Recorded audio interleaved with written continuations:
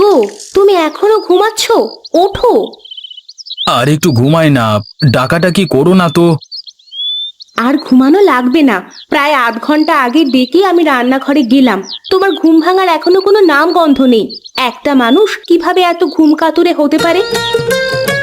দাঁড়াও দাঁড়াও, উঠছি। বলি, কাজ কাম শিখিয়ে তুলে ঘুমালে কাজে যাবে কখন? ভূতে কি তোমাকে কাজ করে নিয়ে এসে খাওয়াবে? হ্যাঁ, ভূতেই কাজ করে খাওয়াবে। তুমি কানের কাছে এত ফ্যাচর ফ্যাচর করো না তো, শান্তিতে একটু ঘুমাতে দাও। কি? আমি ফ্যাচর ফ্যাচর করি? আমি তোমাকে শান্তিতে ঘুমাতে দিই না? ওগো, এই কথা শোনার আগে আমার মরণ হলো না কেন? তোর ছাতার মাথা, ঘুমাবই না আর, আপদ একটা। আমি এখন আপদ হয়ে গেছি?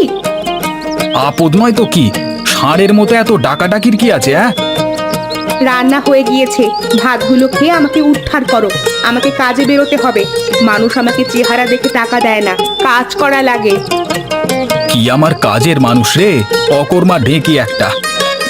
আমি অকর্মা ঢেকি, আর তুমি কি করো? তো অন্যের জুতো পালিশ, তার আবার বড় বড় কথা।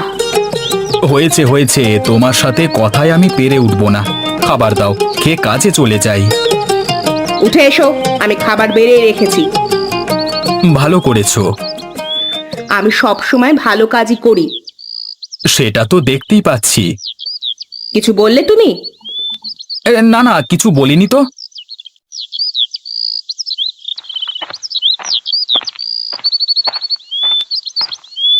ঘরের তালা আটকে রেখেছো ভালো করে?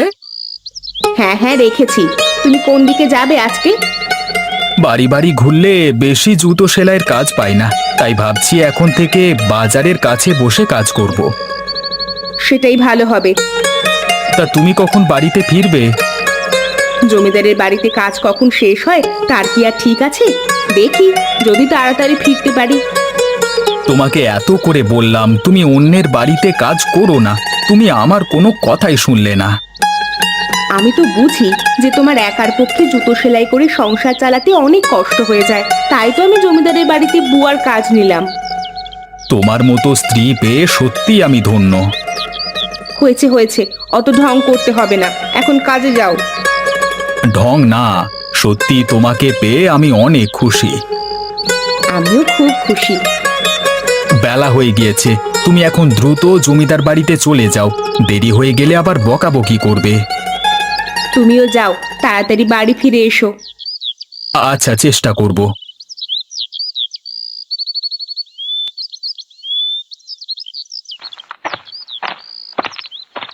কিরে হামিদা, তোর আসতে এত দেরি হলো কেন?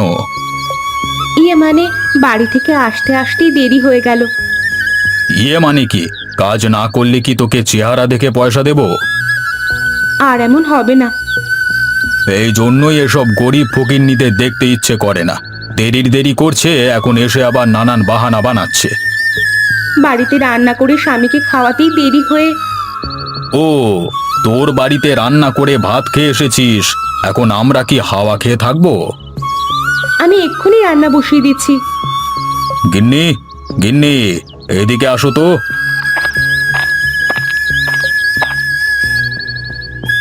কি হয়েছে, ডাকছো কেন?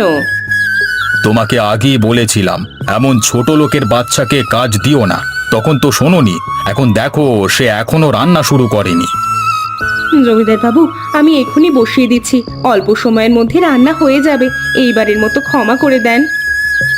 আচ্ছা যা, এইবারের মতো ক্ষমা করে দিলাম, কিন্তু এর পরের বার থেকে আগে আমাদের বাড়িতে রান্না করবি, কাজ করবি, তারপর তোর নিজের বাড়ির কাজ করবি। আচ্ছা, তাই করব। মনে থাকে যেন। মনে থাকবে জমিদার বাবু।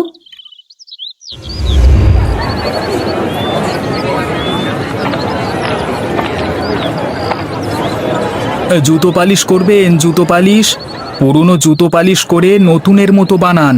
ছেঁড়া জুতো থাকলে নিয়ে আসেন, জুতো পালিশ করেন। জুতো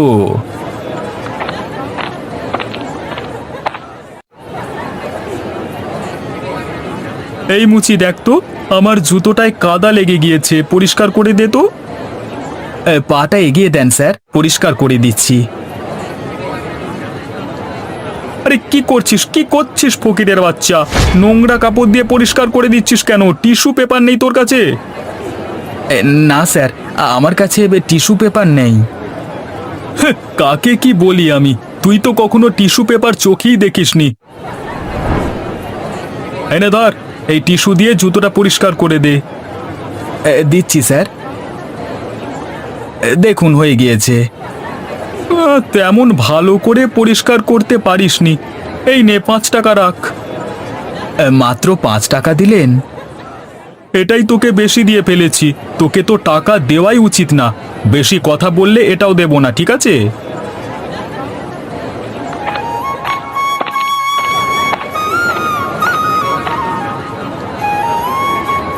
ভাই, ব্যবসা কেমন চলে আপনার? এই তো কোনো রকম চলে যাচ্ছে। কাস্টমার কি আসে জুতো সেলাই করতে? অল্প মানুষই আসে। এখন তো মানুষ আর সেলাই করা জুতো পরতে চায় না, ছিঁড়ে গেলেই নতুন জুতো কিনে নেয়। তা আপনি কি নিয়ে এসেছেন ভাই? আর বলেন না ভাই, আমার ছোট মেয়েটা খেলতে গিয়ে জুতোটা ছিঁড়ে ফেলেছে। সেটাই সেলাই করতে নিয়ে আসলাম। দেখেন তো সেলাই করা যাবে কি না। যাবে, তবে একটু সময় লাগবে। অসুবিধা নেই, আপনার যত সময় লাগে আপনি নেন। আপনি একটু বসুন, আমি এখনই সেলাই করে দিচ্ছি। হয়ে গেছে আপনার জুতো সেলাই করা। দেখি। বাহ, সুন্দর হয়েছে তো। তা কত টাকা দিতে হবে আপনাকে? 10 টাকা দেন, ফিতা সহ লাগিয়ে দিয়েছি। আচ্ছা, এই নেন।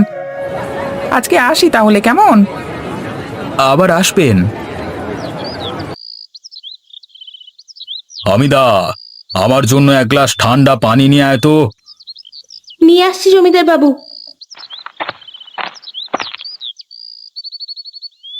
এই নিন আপনার পানি। কি ব্যাপার, পানি নিয়ে আসতে এত দেরি হলো যে? ঘরে কি ঘুমিয়ে পড়েছিলিস নাকি?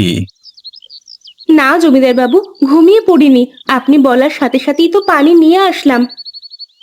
আবার আমার মুখে মুখে কথা বলছিস? এই নে তোর পানি, তুই খা। ঠিক আছে, আমি আবার পানি নিয়ে আসছি। তোর কাছে আবার আমি পানি চেয়েছি কি? না জমিদার বাবু।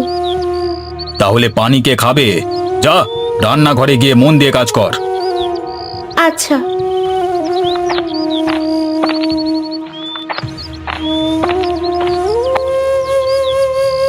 কি রে হামিদা, পাতিলগুলো এখনো পরিষ্কার করিসনি কেন? তুই কি আমাদের নোংরা পাতিলে রান্না করে খাওয়াবি? না, আমি তো জমিদার বাবুকে পানি দিতে গিয়েছিলাম, তাই বাসন মাজতে দেরি হয়ে গিয়েছে। আবার মুখে মুখে কথা বলছিস? তোরে কিছু বলি না দেখে? আমি জলদি করে সব কাজ শেষ করছি। তাই কর, না হলে তোর কপালে আরো দুঃখ আছে।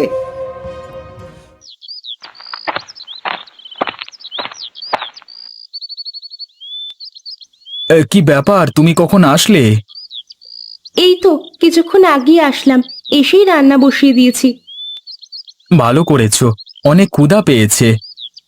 ঠিক আছে, তুমি গোসল করে নাও, আমি রান্না শেষ করছি। ঠিক আছে।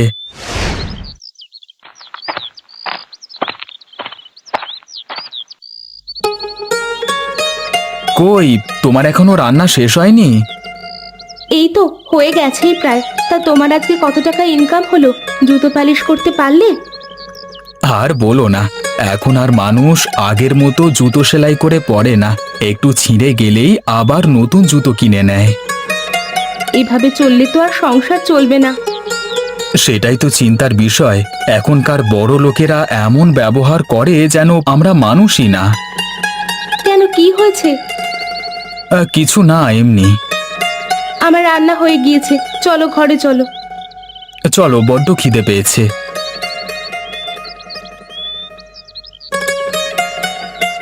তুমি খাটে বসো, আমি খাবার বেড়ে দিচ্ছি। আচ্ছা।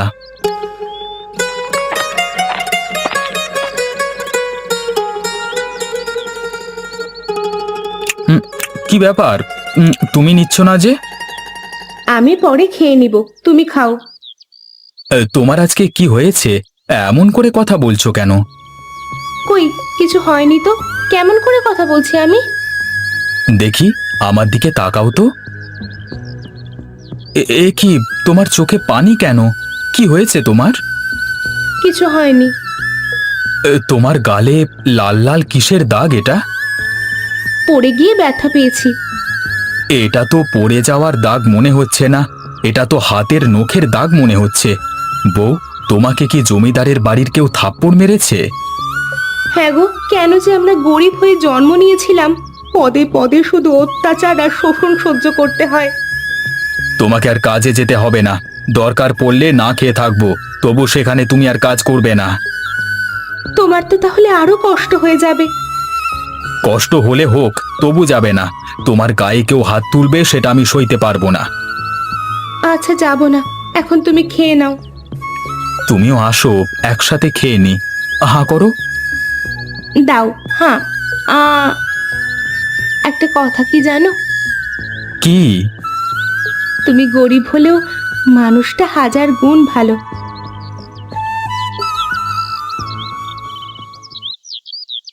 কি গো, শুনছো?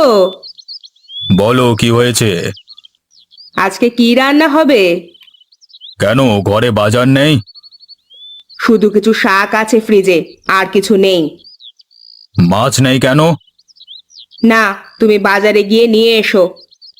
সেদিন না বাজার থেকে কতকগুলো মাছ নিয়ে আসলাম। সেগুলো কি আজও থাকবে? খেলে তো শেষ হবেই। আচ্ছা, ব্যাগটা নিয়ে এসে দাও। দাঁড়াও, আসছি। এই নাও, রুই মাছ পেলে নিয়ে আসবে। আচ্ছা, ঠিক আছে।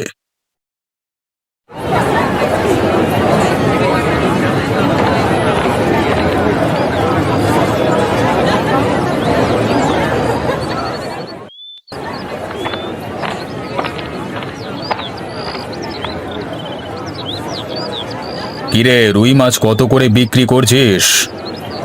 300 টাকা কেজি জমিদার বাবু। কত কেজি দেবো আপনাকে? তোর কাছে কটা রুই মাছ আছে?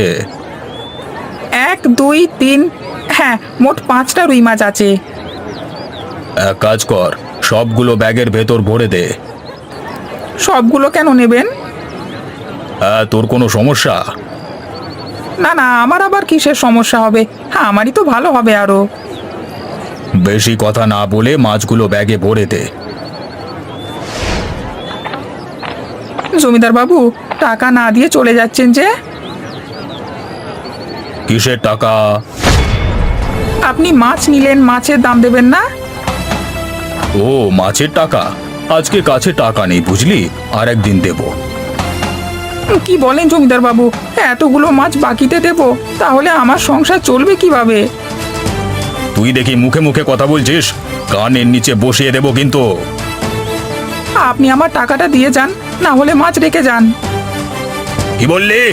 আমার কাছ থেকে তুই মাছ কেড়ে নিবি? দাঁড়া, আজকে তোর একদিন কি আমার একদিন। আরে আরে জমিদার বাবু, আপনি মাঝিকে মারছেন কেন?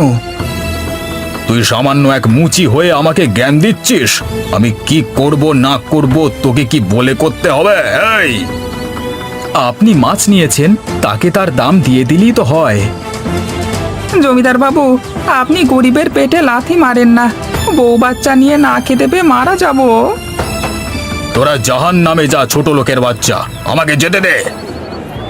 জমিদার বাবু, আপনি এটা খুবই অন্যায় করলেন, এর ফল আপনাকে ভোগ করতে হবে।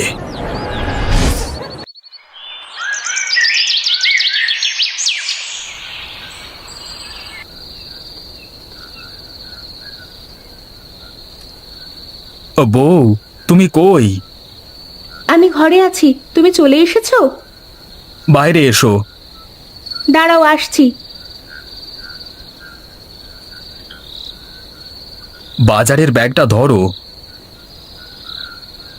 আজকে এত আগেই যে বাড়ি ফিরে আসলে, কিছু হয়েছে নাকি?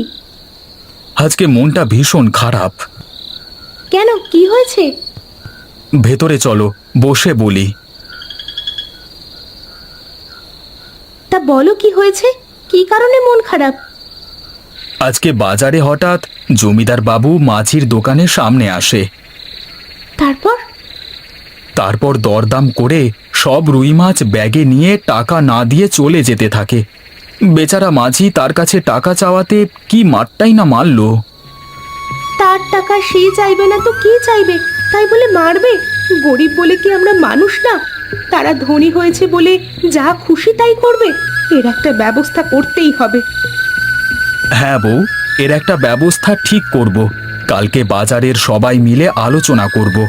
গ্রামের সকল গরিব মানুষ, যেমন মুচি, মাঝি, বুয়া, মালি, ঝাড়ুদার, সবজিওয়ালা, ভ্যানওয়ালা, রিক্সাওয়ালা, সবাইকে নিয়ে কালকে বাজারে একত্রিত হব। তাই করো। আজকে রাত হয়ে গিয়েছে, চলো খেয়ে দিয়ে ঘুমিয়ে পড়ি। আচ্ছা আসো, আমি খাবার দিচ্ছি।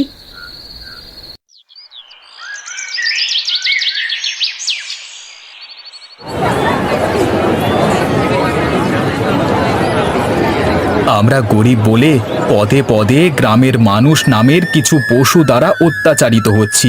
তারা আমাদের মানুষ বলে মনে করে না। আমরা এর একটা সমাধান চাই, যাতে আমরা স্বাধীনভাবে রোজগার করে দুবেলা খেতে পারি। কেউ ক্ষমতা দেখিয়ে সব লুট করে নিয়ে যাবে, এটা আমরা মেনে নেব না। আমরা এসব অন্যায়ের বিরুদ্ধে প্রতিবাদ করব। আপনারা কি বলেন? হ্যাঁ হ্যাঁ, আমরা আপনাদের সাথে আছি। এই অন্যায়ের সঠিক বিচার নিশ্চিত করতে হবে। আমরা আর কোনো জমিদারের মতো মানুষ কিংবা ধনী যারা টাকার অহংকার করে তাদের কোনো কাজ করব না, কোনো কাজ করব না আজ থেকে। আমরা তাদের কাছে মাছও বিক্রি করব না, দোকানপাট তাদের জন্য বন্ধ, যাতে তারা নিজের কাজ নিজে করে বুঝতে পারে খেটে খেতে কত কষ্ট। আমরা বাঁচতে চাই, কারোর দ্বারা অপমানিত লাঞ্ছিত হতে চাই না। হ্যাঁ হ্যাঁ, আমরা সবাই এটা চাই। গিন্নি, এক গ্লাস পানি নিয়ে এসো তো। আমি পারবো না। হামিদা কোথায়? তাকে দিয়ে পাঠাও। সে কয়েকদিন ধরে কাজে আসে না, সে আর আমাদের এখানে কাজ করবে না। তুমি নিয়ে এসে দাও তাহলে। আমি পারবো না। সকাল থেকে রান্না বান্না থেকে শুরু করে বাসন মাজা, জামা কাপড় পরিষ্কার করা, ঘর মোছা, এত কাজ করতে করতে আমার হাত ব্যথা হয়ে গিয়েছে। আমি কখনো এত কাজ করেছি? আমার গরম পানি করেছো? না, নিজের কাজ নিজে করো। আমি কি তাহলে আজকে গোসল করব না? তুমিই ভালো জানো। কি রান্না করছো আজকে? ঘরে কোনো বাজার নেই, তাই রান্না হয়নি। কাউকে দিয়ে বাজার করিয়ে নিয়ে আসলেই তো হতো। পাঠিয়েছিলাম, বাজার সব বন্ধ। তুমিই যাও। বুঝেছি, আমাকেই যেতে হবে।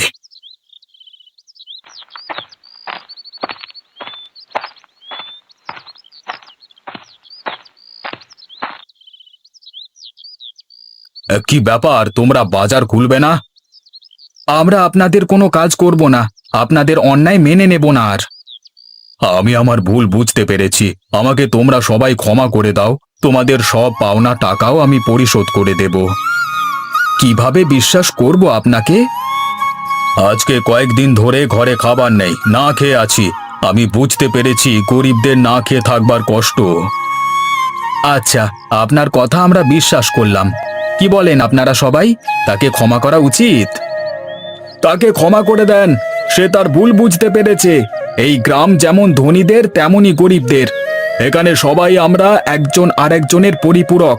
সবাই এই কথাটা যত তাড়াতাড়ি বুঝবে ততই মঙ্গল।